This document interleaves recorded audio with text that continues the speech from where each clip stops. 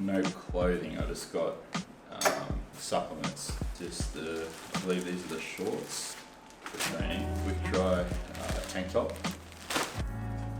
My protein meal shaker. So I'm finally getting back on that creatine train. I haven't been taking creatine for a number of years now, but I've been taking the other creatine. Crepure creatine monohydrate, 100% micronized creatine monohydrate, the highest quality form. It says 3 grams per serve. Myself personally, I'm going to take 5 to 6 grams a day. Just because when it comes to creatine dosing, it's dependent on a number of factors. One, it's partially genetic. Some individuals require more creatine, others require less. Then also, you've got to consider your current nutrition. How much meat are you getting in? Similarly, if you're vegan or vegetarian, you're probably going to require that 5 to 6 grams per day. If you are a substantially large human, a large individual who has a lot of muscle mass packed onto their frame, then you're probably going to require a slightly higher dosage of creatine to meet your requirements and to reap the benefits. Impact Whey Protein, I got chocolate caramel this time, and I also got dark chocolate again.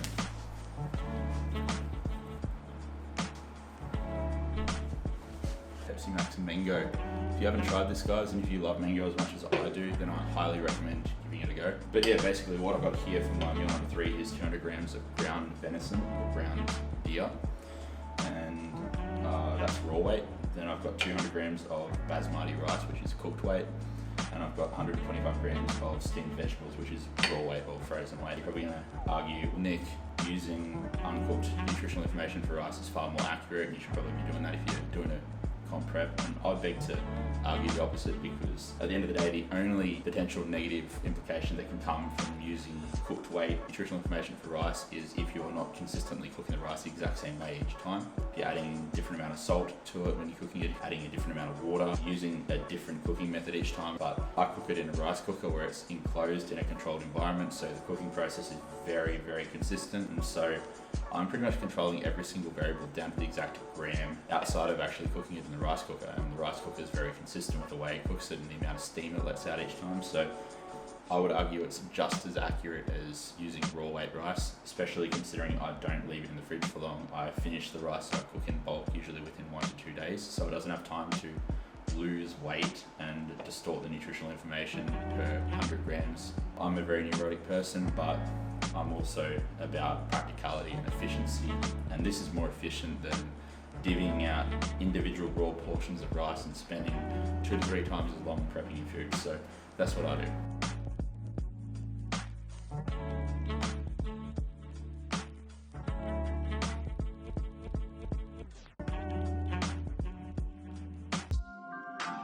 What's going on, YouTube? I am going to quickly do a little bit of a run through this training session before I dive into talking about training frequency, which is what I want to spend most of this voiceover doing.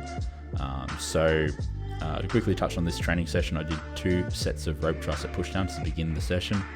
Just a good all-round tricep exercise or tricep isolation movement. Then I moved on to overhead rope tricep extensions, and this was the first exercise in a superset, and it's purely to pre-exhaust the long head of the tricep. And then I moved on to the second exercise in this superset, which was single arm cable tricep kickbacks, and always starting with the weaker side and then moving on to the stronger side, so that the weaker side is always setting the pace and I don't outwork the weaker side with the stronger side. After this, I basically moved on to easy bar spider curls. I did 2 working sets of easy bar spider curls, just straight working sets, and following that I moved on to seated easy bar preacher curls, where I did 2 working sets on that as well, just straight working sets.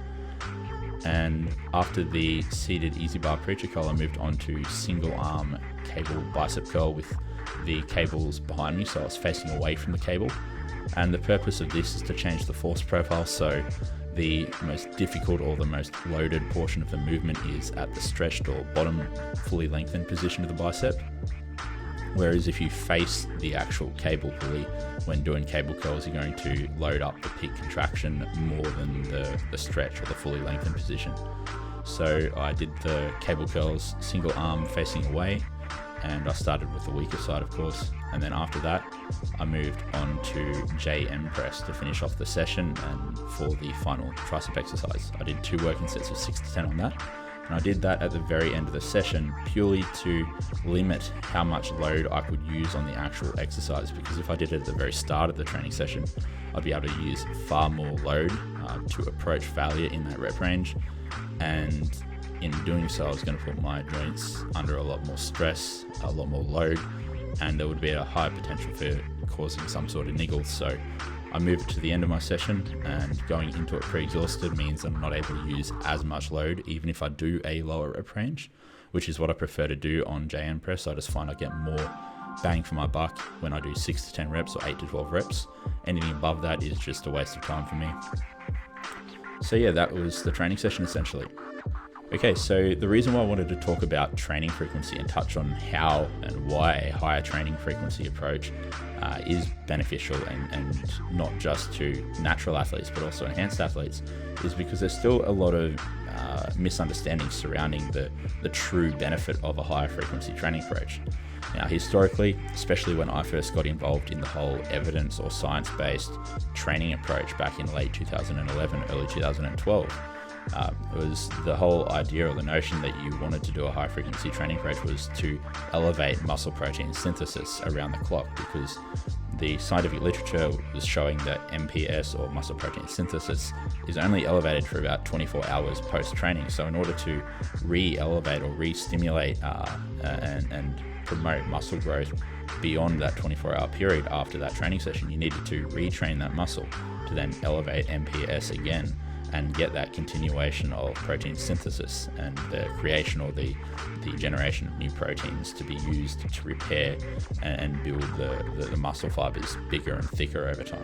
But one of the very overlooked benefits of high frequency training, and it's something that is definitely getting a lot more light now, and it's something that I wish I knew back when I was younger, back in that period where I was first getting into the whole science-based training approach, is that the main underpinning reason why it's beneficial, and this is why it's beneficial for enhanced and natural athletes, is it allows you to put more effort into the working sets that you're doing.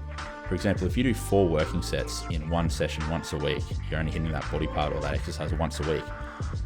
Set 3 and 4 are going to suffer in terms of quality. Whereas if you split it up and do 2 sets in one session and 2 sets in another session later in the week, this allows you to go into working set 3 and 4 just as fresh as you were when going into working set 1 and 2 earlier in the week, allowing you to get more total reps out on set 3 and 4 potentially, which will ultimately lead to more overall muscle stimulus, less overall muscle fatigue, which is going to be better for muscle growth in a calorie surplus and better for muscle retention in a calorie deficit.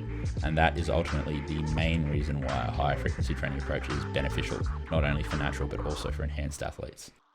Now that is a wrap for this video, guys. If you did enjoy it, please don't forget to give it a thumbs up. It really does help me out. And also leaving a comment down below. That helps me out the algorithm a lot. So just let me know what you enjoyed most about the video. If you'd like to see more in the future, please don't forget to subscribe. And if you're interested in coaching, here's a little bit of a walkthrough on how to submit an application of interest. Till the next video, guys. Peace.